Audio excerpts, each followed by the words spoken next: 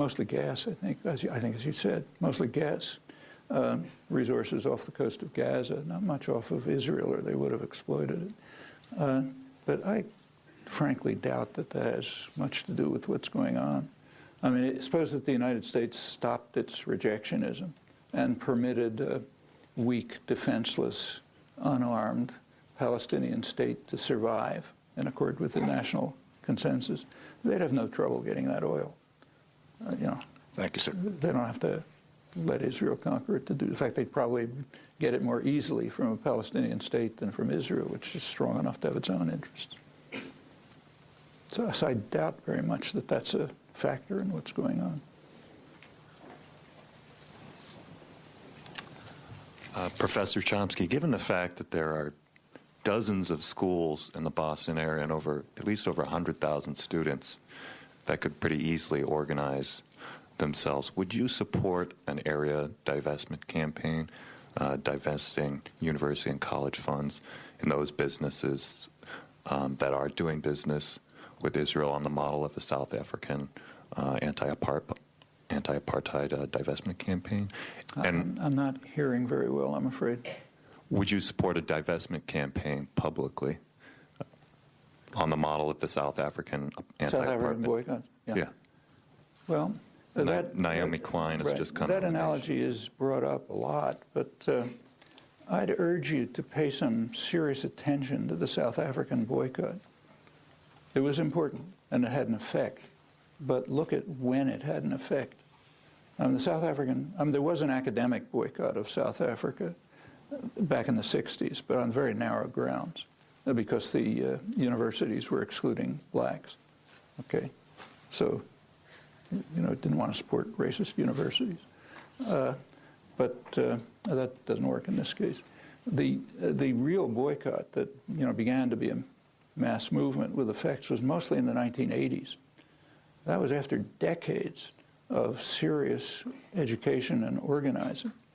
It was at a time when American business was publicly opposed to apartheid, when congressional resolutions were condemning apartheid, when mayors were getting arrested, protesting this and that. By the time you had really mass public opposition to apartheid, yes, then you could have a boycott movement. But that preliminary work has not been done. And a call for a boycott is a tactical move. It's not a principled move. It's a tactic, And you have to ask what its consequences are. And I think if you think through the consequences before you've done the work, the educational and organizing work, that'll probably backfire. It'll be just, screams about anti-Semitism or support for Israeli atrocities and so on. So take a look at the history. It's worth looking at.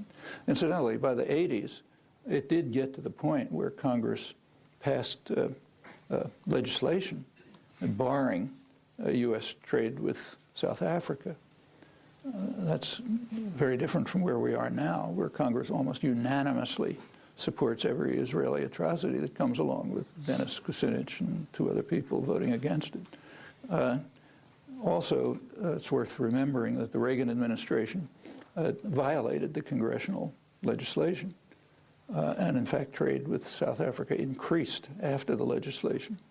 And at the peak of the administration, that's Reagan, Colin Powell, and the rest, as late as 1988, just right before the collapse of apartheid, the U.S., the Pentagon, Powell's Pentagon, declared that the African National Congress was one of the more notorious terrorist groups in the world. That's Nelson Mandela and the African National Congress in Colin Powell's Pentagon, 1988. In fact, Mandela was on the terrorist list until a couple of months ago. They finally took him off, because the African National Congress was a terrorist organization. And it did carry out terror, undoubtedly. And I don't know the South African literature, but I'm sure they condemned it for, hiding in public places and not standing out in a field with uniforms so they could be shot down and so on and so forth. So yes, I think it's something to think about, but also to think about. See, in fact, if we could ever get to the point where you had enough activism and organization to even think about a boycott, you could do something much simpler. Get the U.S. to join the international consensus, as the majority of the population already wants them to do. Then, talk about boycotts. So I don't think it just doesn't seem to me like a sensible tactic. It's quite apart from any question of principle. Professor Chomsky, I just had a two-part question. One, the first part of the question is, what exactly is the planned outcome, is Israel's planned outcome after the recent bombings and recent action against the Gaza Strip and post-invasion? Are they really after just disarming Hamas's military wing, or do they have a complete coup planned? And also, my second question is, where could people find reliable death tolls and information about destruction in Gaza and in Israel? Because I see, a variety of numbers being thrown around about how many thousands of rockets are launched into Israel, but I never see much of a death toll associated with the thousands of rockets.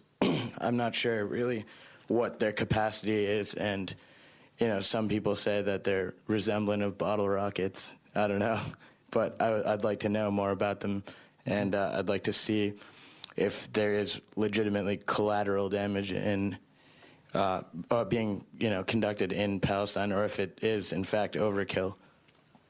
Well, I don't think there's any question that it's massive overkill. I mean, just look at the official casualty figures in the current invasion. The latest I saw, it's coming close to 1,000 Palestinians, which is almost undoubtedly an underestimate, because they don't count people who die because, they starve or can't get water or can't get to a hospital and so on.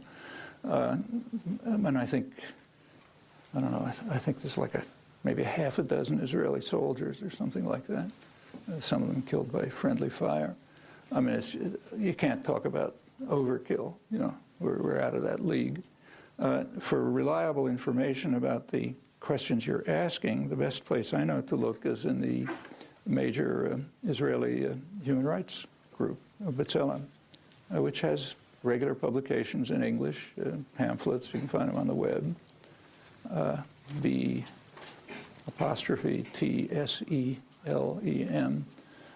and they give very judicious, careful analyses of everything that's going on. As to the numbers killed by the rockets in the last years, I mean, I forget the exact number, maybe a dozen or something like that. I mean, it's just, these, but you can find them. And as for numbers of rockets, well, you can find them too. Like I quoted the figure 7,700 shells attacking northern Gaza before the onslaught in June 2006. That comes from Human Rights Watch. And, they do analysis. You want information on white phosphorus? It's coming from Human Rights Watch, which tends to be pretty supportive of Israel, incidentally, although they do good work. But B'Tselem is the best source I know. As to Israel's plans, well, in my view, I told you what I think about the reasons for the invasion, and I presume, if that's correct, that the plans are to make those reasons work. The plan is to get quiet, peace and quiet of the graveyard, if it has to be, which will enable Israel to carry out its criminal acts on the West Bank with U.S. support and without any interference. I presume that's the plan. Thanks. Thank you, Noam. Yep. Thank you.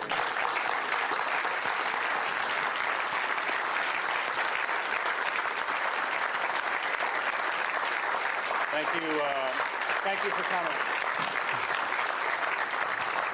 Okay, thanks. I'm gonna take off.